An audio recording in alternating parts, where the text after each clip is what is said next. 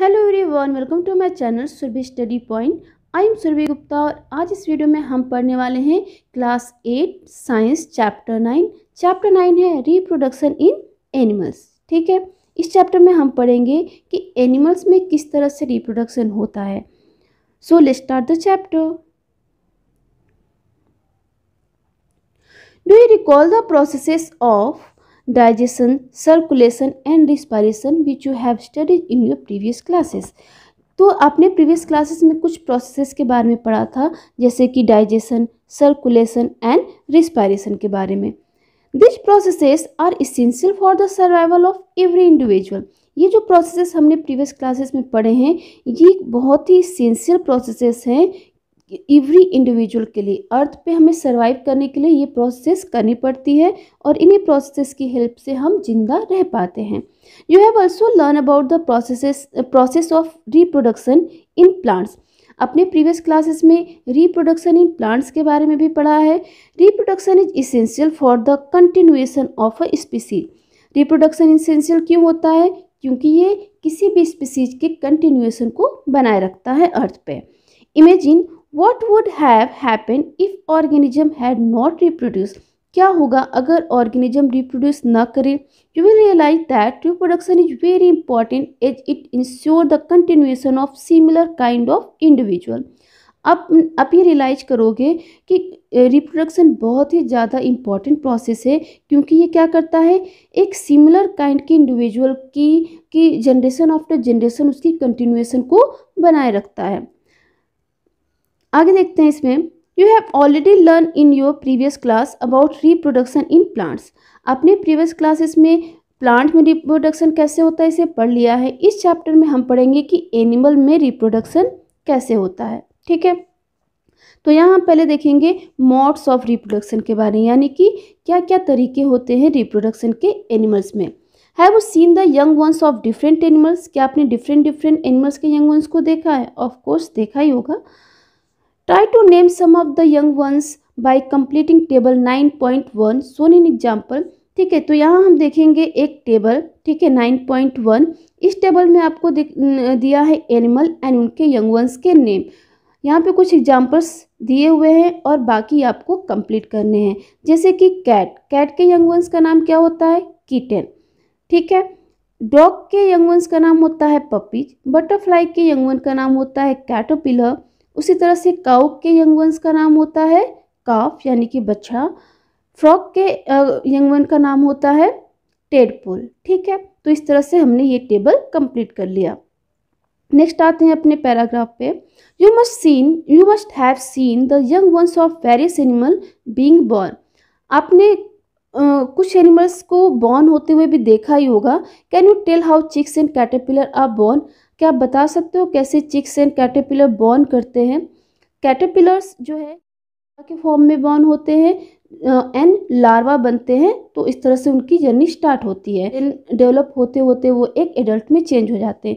Chicks का तो आप लोगों को पता ही होगा, ये एग्स पहले होते हैं एंड उसके हैचिंग के बाद इसमें से यंग वंस निकलते हैं एंड आफ्टर डेवलपमेंट वो एक एडल्ट में चेंज हो जाते हैं। Do you think that these young ones look the same before they were born as they do now? क्या ये बॉर्न होने से पहले भी ये एनिमल ऐसे ही दिखाई देते थे? तो आओ हम इसके बारे में पता करते हैं कि बॉर्न होने से पहले वो कैसे होते हैं, कैसे दिखाई देते हैं। just as in plants there are two modes by which animal reproduce। तो प्लांट्स की तरह ही एनिमल्स में भी टू मोड्स ऑफ रिप्रोडक्शन होते हैं। Number 1 sexual reproduction and number 2 asexual reproduction. Sexual reproduction में बोथ पेरेंट्स कंट्रीब्यूट करते हैं एक यंग वंस को बनाने में, प्रोड्यूस करने में, मेल एंड फीमेल। ठीक है, तो मेल एंड फीमेल इन दोनों के गैमेट्स आपस में फ्यूज करते हैं और ये प्रोसेस कहलाती है फ्यूजन। ठीक है, ये प्रोसेस कहलाती है फ्यूजन और इनके फ्यूजन से बनता है जाइगोट। ठीक है, यही जाइगोट डेवलप होकर के बनाता है एक नया ऑफस्प्रिंग, या फिर हम उसे बोलेंगे एक नया यंग वंस। ठीक है, तो इस तरह से एक नए ऑर्गेनिज्म का जन्म होता है। ठीक है, एक नया ऑर्गेनिज्म प्रोड्यूस हो जाता है। ठीक है, और एक सेक्सुअल वाले में क्या होता है? एक सेक्सुअल में एक सिंगल पेरेंट से ही ठीक है, कोई भी सिंगल पेरेंट से ही एक नया इंडिविजुअल बन करके तैयार हो जाता है। ठीक है, तो इस तरह से एसेक्सुअल में एक सिंगल पेरेंट ही एक नया इंडिविजुअल बना लेता है, जबकि सेक्सुअल रिप्रोडक्शन में क्या होता है कि दो पेरेंट्स मेल एंड फीमेल के गैमेट्स फ्यूज करते हैं, जाइगोट बनाते हैं एंड देन उससे एक नया इंडिविजुअल बनता है। सो सेक्सुअल रिप्रोडक्शन हम देखेंगे पहले। Try to recall reproduction in plants which you study in class 7। Class 7 में आपने प्लांट्स के रिप्रोडक्शन के बारे में पढ़ा था, तो इसे थोड़ा सा याद करने की कोशिश करो। You will remember that plants that reproduce sexually have mail and female reproductive parts. आपको याद होगा कि प्लांट्स में, जैसे यहाँ पे आपको फिगर दिख रहा होगा, प्लांट्स में आपको जो सेक्सुअली रिप्रोड्यूस करते हैं उनमें मेल एंड फीमेल दोनों ही गैमेट्स पाए जाते हैं, दोनों ही पार्ट्स होते हैं, male part and female part. Can you name this parts? क्या आप इनके नेम बता सकते हो? तो प्लांट्स में जो फीमेल रिप्रोडक्टिव पार्ट होता है उसका नाम होता है पिस्टिल एंड जो मेल पार्ट होता है उसका नाम होता है स्टेमेन। इन एनिमल अल्सो, तो ठीक उसी तरह से एनिमल में भी mail and female reproductive parts होते हैं। The reproductive parts in animal also produce gametes, और इनके रिप्रोडक्टिव पार्ट्स भी गैमेट्स बनाते हैं एंड फ्यूज करते हैं एंड बनाते हैं zygote. It is the zygote which develop into a new individual, और ये जाइगोट ही होता है जो कि एक नया इंडिविजुअल बनाता है। This type of reproduction beginning from a fusion of male and female gamete is called sexual reproduction. तो वो रिप्रोडक्शन जो कि मेल एंड फीमेल के गैमेट के फ्यूजन से होता है वो कहलाता है सेक्सुअल रिप्रोडक्शन। ठीक है, let's find out the reproductive parts in human and study the process of reproduction in them. तो हम यहाँ पे पढ़ेंगे रिप्रोडक्टिव पार्ट्स ऑफ ह्यूमन, यानी कि ह्यूमन में मेल एंड फीमेल दोनों होता है, तो हम दोनों के रिप्रोडक्टिव पार्ट्स के बारे में पढ़ेंगे और ये जानेंगे कि किस तरह से ह्यूमंस में रिप्रोडक्शन होता है। तो यहाँ पढ़ेंगे पहले मेल रिप्रोडक्टिव ऑर्गन के बारे में एंड देन पढ़ेंगे फीमेल रिप्रोडक्टिव ऑर्गन के बारे में। ठीक है, the male reproductive organ include a pair of testis. ठीक है, इसमें एक पेयर ऑफ टेस्टिस होता है और सिंगुलर हम उसे बोलते हैं टेस्टिस। 2 स्पर्म डक्ट्स होते हैं एंड अ पेनिस, एक पेनिस होता है। The testis produce the male gametes called sperm. इसमें जो टेस्टिस होता है वो मेल गैमेट बनाता है और मेल गैमेट का नाम है स्पर्म। यहाँ आपको फिगर दिख रहा होगा स्पर्म का। Millions of sperm are produce by the testis. ये ऐसा नहीं है कि सिर्फ एक स्पर्म बनता है, मेल में मिलियंस ऑफ स्पर्म्स बनते हैं, प्रोड्यूस होते हैं बाय द टेस्टिस। यहाँ पे फिगर देखो 9.2 which show the picture of a sperm. ठीक है, तो यहाँ पे आपको एक फिगर दिख रही है जो कि स्पर्म का फिगर है। Those sperm are very small in size, each has a head, a middle piece and a tail। हालांकि ये बहुत ही ज़्यादा स्मॉल होता है साइज में, बट यहाँ पे आपको 3 पार्ट्स इसको देखने के मिलते हैं। ये होता है इसका हेड, ठीक है, इसका मिडिल पार्ट जिसे हम बोलते हैं मिडिल पीस, जो कि जिसमें माइटोकॉन्ड्रिया होता है और वो रिस्पॉन्सिबल होता है एनर्जी के लिए।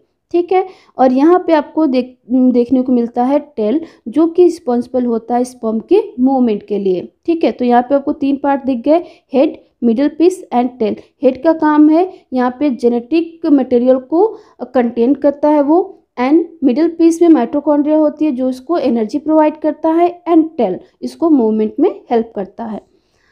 Does it appear to be a single cell? क्या आपको ये एक सिंगल सेल की तरह लग रहा है? बिल्कुल हाँ, ये एक सिंगल सेल ही होता है। आगे देखते हैं।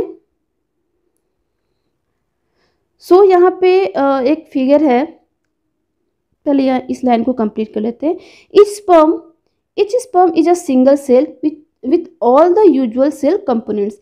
हर एक स्पर्म एक सिंगल सेल होता है जो जिसमें जितने भी सेल के कंपोनेंट्स होते हैं वो पाए जाते हैं। तो आगे देखते हैं। यहाँ पे एक फिगर दिया हुआ है मेल रिप्रोडक्टिव पार्ट का। ठीक है, तो यहाँ देखो इसमें होता है, यहाँ पे सबसे पहले बात हमने क्या की, टेस्टिस की। ठीक है, तो यहाँ पे आपको एक पेयर ऑफ टेस्टिस दिख रहा होगा, ये और ये दोनों पेयर हो गए ना, तो ये पेयर ऑफ टेस्टिस सिंगुलर, यहाँ पे टेस्टिस लिखा है, बट अगर हम पेयर की बात करेंगे तो टेस्टिस बोलेंगे। ठीक है, हालांकि प्रोनाउंसिएशन में टेस्टिस एंड टेस्टिस कुछ खास डिफरेंस इसमें नहीं है। सो आगे देखो, यहाँ पे आपको पेनिस दिख रहा है, ठीक है, जो कि स्पर्म जिससे स्पर्म पास आउट होता है। एंड ऑल्सो ये यूरिनेशन का भी काम करता है, यानी कि यूरिन पास आउट करने के भी काम आता है।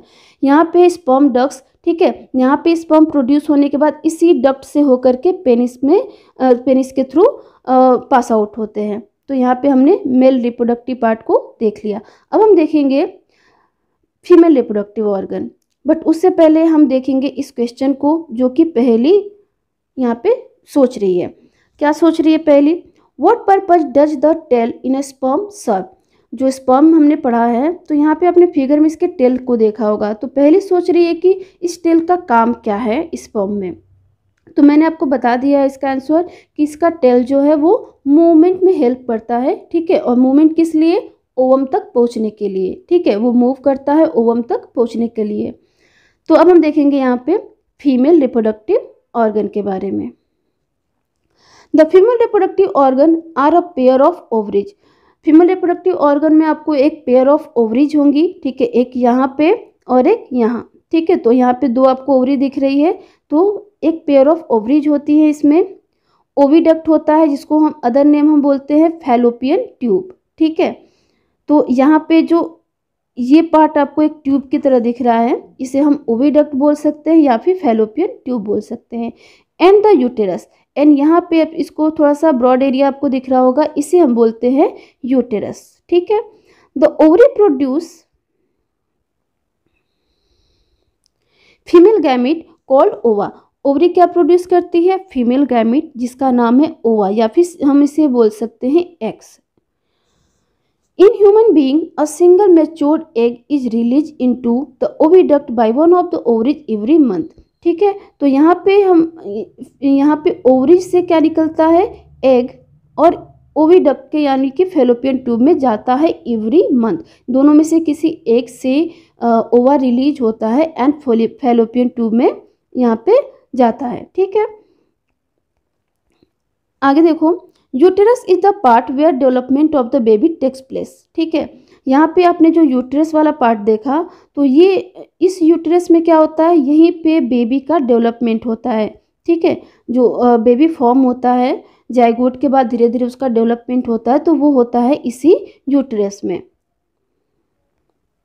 आगे देखते हैं, like the sperm an egg is also a single cell. Sperm के तरह ही एग भी एक सिंगल सेल होता है, ठीक है। तो यहाँ आपको एक सिंगल सेल यानी कि ह्यूमन ओवम का एग का फिगर दिख रहा होगा, तो ये होता है एक सिंगल सेल, ठीक है।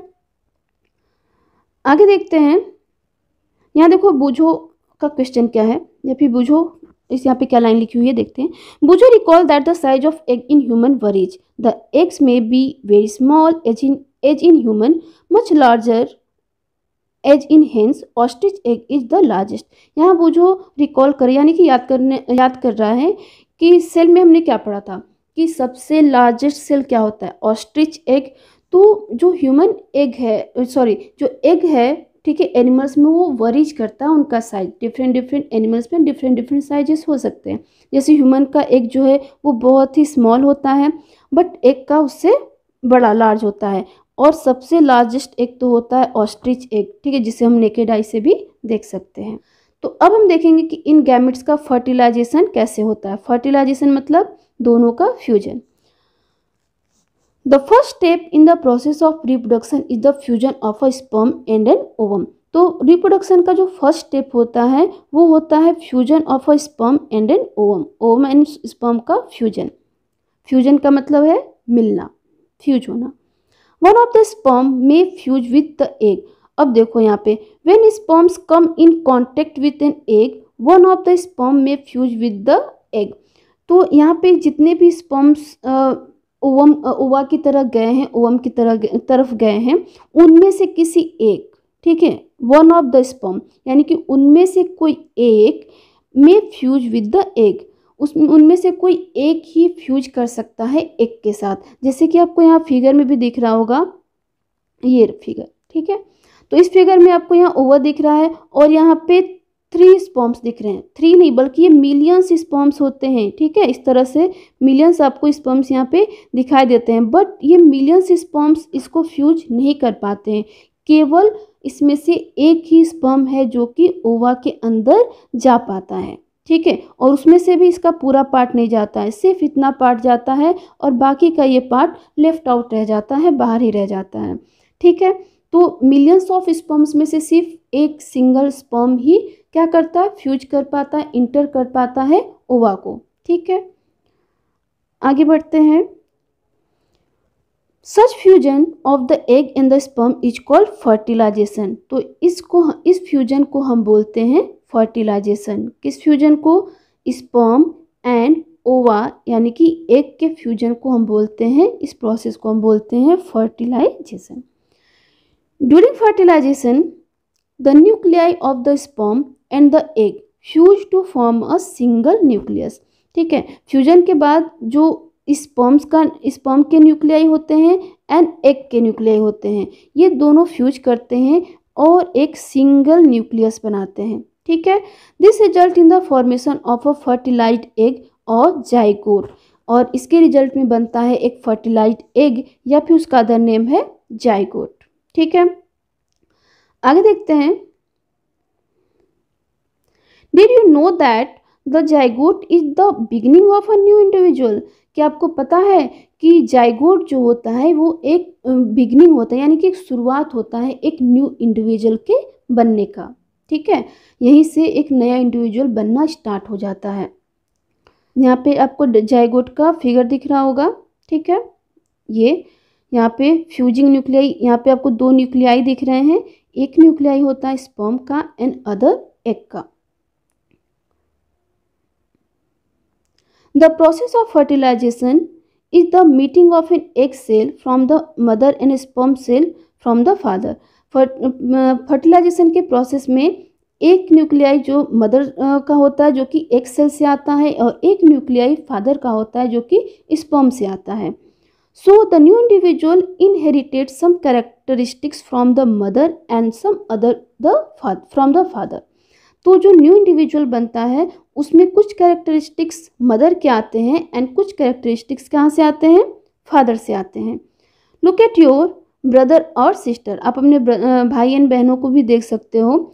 सी if you can recognise some character in them similar to those of your mother और योर फादर। तो आप उनमें देखोगे कि उनके कुछ कैरेक्टर्स जो हैं आपकी मम्मी से, आपके पापा से मिलते हुए होंगे। Fertilisation which takes place inside the female body is called internal fertilisation. अब यहाँ फर्टिलाइजेशन हमने पढ़ लिया, तो टाइप्स ऑफ फर्टिलाइजेशन देखते हैं। तो एक तो होता है इंटरनल फर्टिलाइजेशन, ठीक है। इंटरनल मीन्स अंदर, इनसाइड, ठीक है। तो जो inside the female body fertilisation होता है उसे हम बोलते हैं internal fertilisation, and on the other hand outside the female body जो फर्टिलाइजेशन होता है उसे हम बोलते हैं क्या, एक्सटर्नल फर्टिलाइजेशन, ठीक है। तो यहाँ पे देखो इंटरनल फर्टिलाइजेशन किस में होता है, जैसे ह्यूमंस में, काउज में, डॉग्स एंड हेन्स में, ठीक है।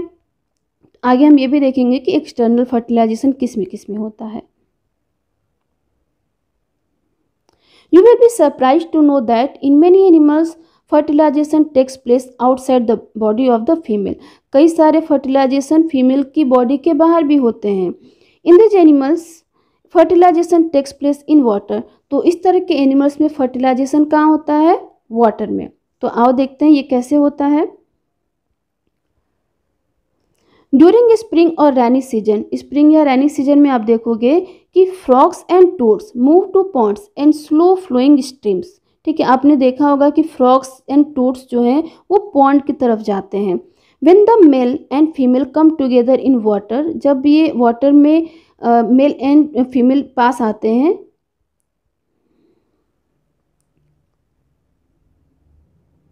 फीमेल ले हंड्रेड्स ऑफ एग्स, ठीक है। और फीमेल क्या करती है, ढेर सारे लगभग हंड्रेड्स ऑफ एग्स जो है वाटर में ले करते हैं, यानी वाटर में ही एग्स उसके निकल जाते हैं, ठीक है। वो वाटर में ही अपने अंडे देती है। Unlike hen's egg, frog's egg is not covered by a cell. तो जैसे कि एग्स ये हेन के अंडों में क्या होता है, उनके ऊपर एक सेल होती है, बट फ्रॉग्स में ऐसा नहीं होता है। It is comparatively very dedicated, और ये काफ़ी डेडिकेटेड एग्स होते हैं। A layer of jelly holds the eggs together and provide protection to the eggs. एक जेली लाइक कवरिंग होती है उस पर, जो कि प्रोटेक्शन प्रोवाइड करती है इन एग्स को।